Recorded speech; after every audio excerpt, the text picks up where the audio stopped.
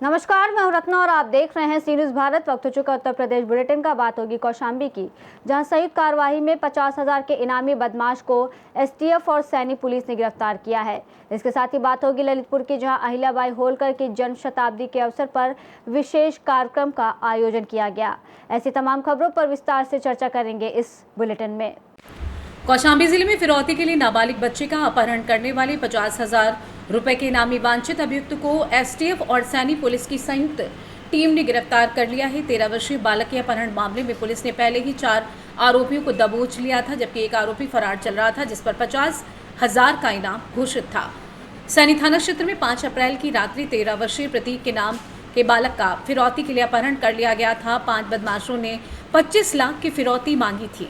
घटना के बाद पुलिस ने सक्रियता दिखाते हुए 3 बदमाशों को मुठभेड़ के बाद गिरफ्तार कर लिया था और बालक को सकुशल बरामद कर लिया था। इसके 3 दिन बाद एक और आरोपी पुलिस के हत्थे चढ़ा, जबकि 50,000 का इनामी बदमाश शिव बाबू मौर्य फरार चल रहा था। यूपी एसटीएफ और सैनी पुलिस की ज्वाइंट टीम ने सैनी बस स्टाफ के पास से शिव बाबू मौर्य को दबोच लिया। पूछताछ के बाद पुलिस ने आरोपी को कोर्ट में पेश कर जेल भेज दिया है। आइए जानते हैं सर्कल सीओ अवधेश विश्वकर्मा का क्या कुछ कहना था। दिनांक 5/6 अप्रैल 2025 की रात्रि को थाना सैनी को पहाड़पुर पोदन के व्यक्ति के द्वारा सूचना दी गई कि उनके नाबालिग बच्चे को कुछ अज्ञात व्यक्तियों के द्वारा अपहरण कर लिया गया है। इस सूचना के बाद तत्काल पुलिस मौके पर पहुंची थी और थाना सैनी में सुसंगत धाराओं में मुकदमा पंजीकृत कर लिया गया था। इसमें जो विवेचनात्मक कार्रवाई हुई उसमें 5 अभियुक्त प्रकाश में आए थे और 4 अभियुक्तों के खिलाफ पूर्व में कार्रवाई की जा चुकी थी। एक अभियुक्त शिवबाबू मौर्य जो पिपरकुंडी करारी के रहने वाले थे, वो फरार चल रहे थे। इनके लिए श्रीमान आईजी रेंज महोदय के द्वारा 50,000 का इनाम भी घोषित किया गया था। एसटीएफ और थाना सैनी की पुलिस टीम के द्वारा संयुक्त रूप से इस व्यक्ति को गिरफ्तार कर लिया गया है। जो विधिक कार्रवाई है वो की जा रही है। कौशाम्बी से सी न्यूज़ संवाददाता इम्तियाज अहमद की रिपोर्ट। खबर ललितपुर से, जहां महारानी नगर के ब्लॉक सभागार में रानी अहिल्याबाई होलकर की जन्म शताब्दी के अवसर पर एक कार्यक्रम का आयोजन किया गया, जिसमें बहरौनी विधायक एवं राज्य मंत्री मनोहर लाल पंत मन्नू कोरी ने रानी अहिल्याबाई की प्रतिमा के समक्ष दीप प्रज्वलित कर माल्यार्पण कर जन्म शताब्दी वर्ष कार्यक्रम का शुभारंभ किया। इसके बाद राज्य मंत्री ने रानी अहिल्याबाई के शासनकाल को याद करते हुए बताया कि 18वीं शताब्दी में मालवा के शासक के रूप में उन्होंने न्यायप्रिय और निष्पक्ष शासन दिया। अहिल्याबाई ने गरीबों और कमजोर वर्गों के कल्याण के लिए विशेष योजनाएं चलाई। जन्म शताब्दी समारोह में अरविंद कौशिक, विधानसभा संयोजक चंद्रशेखर पंत, महेंद्र सिंह, राजावत सहित महिलाएं उपस्थित रहीं। कार्यक्रम का संचालन पीयूष शुक्ला गोलू ने किया। अंत में सभी का आभार मंडल अध्यक्ष आशीष त्रिपाठी अस्सू पंडा ने जताया। ललितपुर मेहरौनी से सी न्यूज़ संवाददाता ऋषि तिवारी की रिपोर्ट। महाराजगंज जनपद के कोलुई थाना क्षेत्र के पिपरा परसौनी गांव में बीती रात एक शादी समारोह के दौरान डीजे पर डांस को लेकर घराती और बाराती आपस में भिड़ गए। फिर क्या, दोनों पक्षों में जमकर मारपीट हुई, जिसका वीडियो सोशल मीडिया पर वायरल हो रहा है।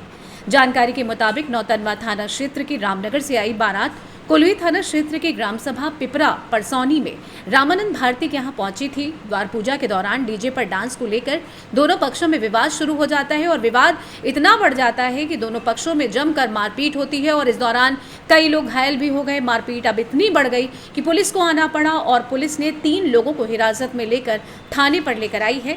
पुलिस ने स्थिति को नियंत्रण में रखते हुए मामले को किसी तरीके से शांत कराया। वहीं पुलिस की मौजूदगी में शादी की रस्म किसी तरीके से पूरी हुई और सुरक्षा के मद्देनजर दुल्हन के घर पर पुलिस बल तैनात है। महाराजगंज से सी न्यूज़ संवाददाता अंगद शर्मा की रिपोर्ट। खबर मऊ से, जहां कोतवाली नगर थाना क्षेत्र के अंतर्गत पुलिस, एसओजी, स्वाट और सर्वेलांस टीम की संयुक्त कार्रवाई में एक शातिर अभियुक्त को गिरफ्तार कर उसके कब्जे से 20 क्विंटल 4 किलो 200 ग्राम अवैध गांजा बरामद किया गया है।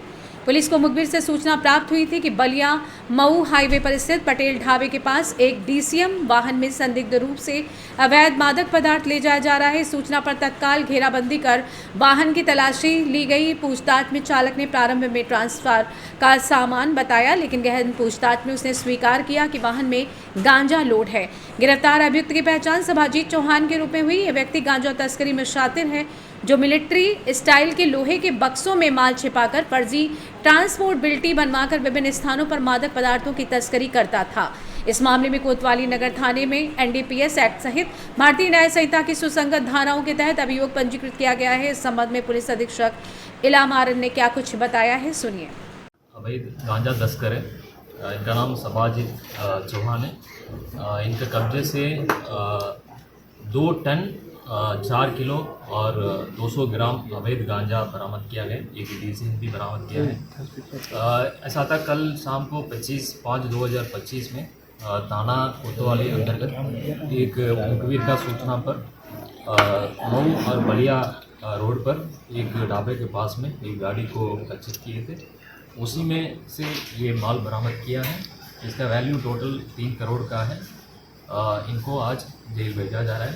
इसका मोडस ऑपरेंडी ऐसा रहता है, ये लोग जो भी सेना में और जो सेंट्रल पुलिस फोर्सेस में रहते हैं उन लोगों को जो नॉर्मली रूटीन ट्रांसफ़र हो जाता है, उसी में जो घरेलू सामान ट्रांसपोर्ट किया जाता है, उसी को ये आगे दिखा के स्वरूप बनाकर और पीछे छिपाकर ये माल ले जा रहे थे। इसको एसओजी टीम और कोतवाली पुलिस ने इस अच्छा कार्य किया है। अभी लगभग 2 टन का अवैध गांजा बरामद किया। सर, जो बक्सा है वो क्या है? आर्मी का बक्सा है या ऐसे बनवाया गया क्या है? कुछ इन लोगों का मोडस ऑपरेंडी मैंने जैसा बताया, जो भी जो सेना में और सेंट्रल पुलिस फोर्सेस में जवानों और अधिकारियों रहते हैं, इन लोगों का ट्रांसफ़र होता रहता है। जब ट्रांसफ़र होते हैं एक जगह से दूसरा जगह, जो भी घरेलू सामान है पूरा ट्रांसपोर्टर के माध्यम से ट्रांसपोर्ट किया जाता है। इसको फ़ायदा उठा के ये लोग क्या करते हैं, इसमें आगे सामान जो घरेलू सामान जैसा सोफ़ा और ये चीज़ों रखे हैं, फर्नीचर रखे, पीछे बक्सा में ये छिपा के ये अवैध गांजा रखे हुए थे। उसमें भी ऊपर घर का सामान का कुछ लिखा हुआ था। इसको पुलिस ने पकड़ा। जो पकड़ा गया है वो अंतर स्टेट है, अंतर्राज्यीय? ये माल असम से आ रहा था, पूरा तेजपुर डिस्ट्रिक्ट से लखनऊ के लिए। ये अभी तक पूछताछ में एक भी और पूछताछ किया जा रहा है और जो भी इन्वॉल्व है इसमें। मऊ से सी न्यूज़ संवाददाता प्रमोद विश्वकर्मा की रिपोर्ट। फिलहाल इस बुलेटिन में बस इतना ही। देश और दुनिया की तमाम बड़ी खबरों के लिए देखते रहिए सी न्यूज़ भारत।